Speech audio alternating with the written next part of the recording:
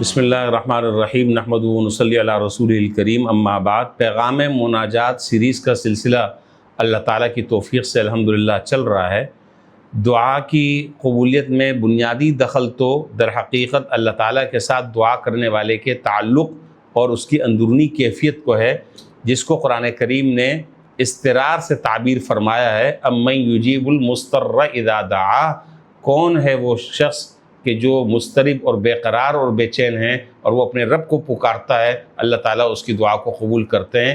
تو وہ جو اضطرابی کیفیت ہے، دعا تو در حقیقت اس کا نام ہے، دعا الفاظ کا نام نہیں ہے، دعا اس کیفیت کا نام ہے جس کیفیت سے بندہ اللہ تعالیٰ کے سامنے اپنے عجز اور انکساری کا اور راز و نیاز اللہ تعالیٰ کے سامنے کر رہا ہے، دعا اس کیفیت کا نام ہے۔ بہرحال اس کے علاوہ بھی کچھ خاص احوال اور کچھ خاص اوقات ایسے ہیں جن میں اللہ تعالیٰ کی رحمت اور عنایات اور اللہ تعالیٰ سے دعا کی قبول کی امید رکھی جا سکتی ہے۔ ان میں سب سے پہلا موقع جس میں اللہ تعالیٰ کی طرف سے دعا کی قبولیت کا وعدہ ہے وہ ہے من صلی فریضۃ فلہ دعوۃ مستجابہ، جو آدمی فرض نماز پڑھتا ہے، فرض نماز کے بعد جو دعا کرتا ہے اللہ تعالیٰ اس دعا کو قبول کرتے ہیں۔ اسی طریقے سے حدیث میں ہے من ختم القرآن فلہ دعوۃ مستجابہ، جو آدمی قرآن کریم کی تلاوت کرتا ہے اور قرآن کریم ختم کرتا ہے، اللہ تعالیٰ اس کی دعا کو بھی قبول کرتے ہیں۔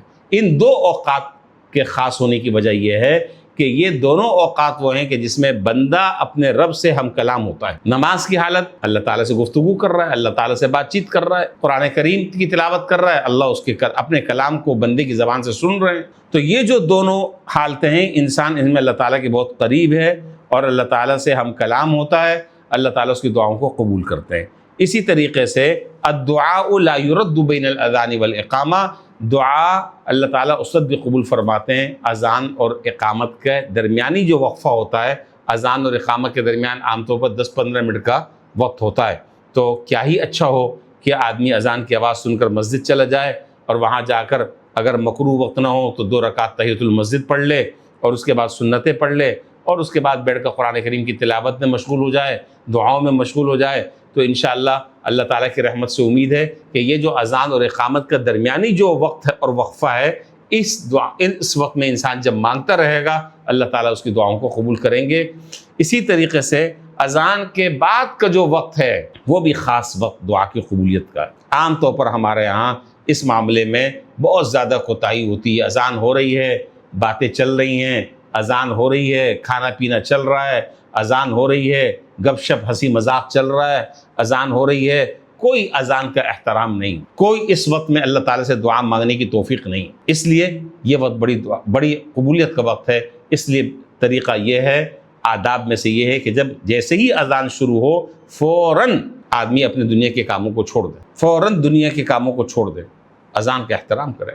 مجھے بات یاد آئی، حضرت عبداللہ ابن مبارک رحمۃ اللہ علیہ جو بڑے زاہد اور بڑے عابد گزرے ہیں، بڑے محدث گزرے ہیں، ان کا جب انتقال ہوا تو کسی نے خواب میں دیکھا اور پوچھا کہ حضرت کیسی گزری، کیا ہوا؟ فرمایا کہ بھائی معاملہ تو یہاں بڑا سخت ہے۔ تو بس اللہ تبارک و تعالیٰ نے بخش دیا۔ پھر کہنے والے نے پوچھا کہ کیا اس کی کوئی صورت؟ بلکہ واقعہ یہ ہے کہ حضرت امام عبداللہ ابن مبارک رحمۃ اللہ علیہ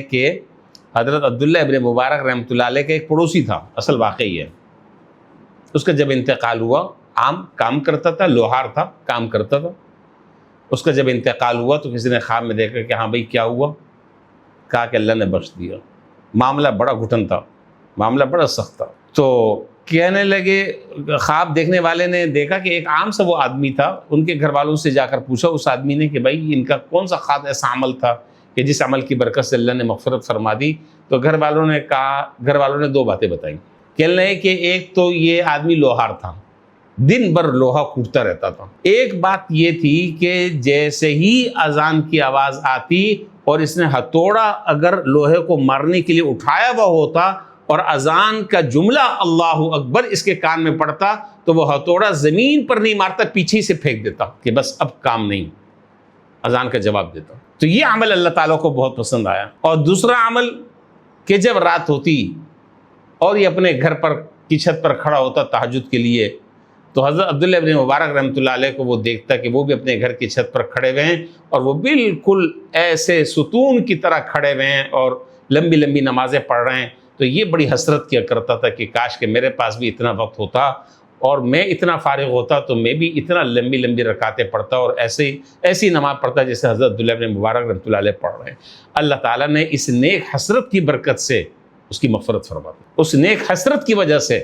اسی لیے میں کہا کرتا ہوں کہ ہم اگر نیک نہیں ہیں تو کم سے کم نیک جیسے آدمی بننے کی اللہ تعالیٰ سے دعا تو کریں، شاید اسی کے برکت سے اللہ ہماری اور آپ کی مغفرت کرتے۔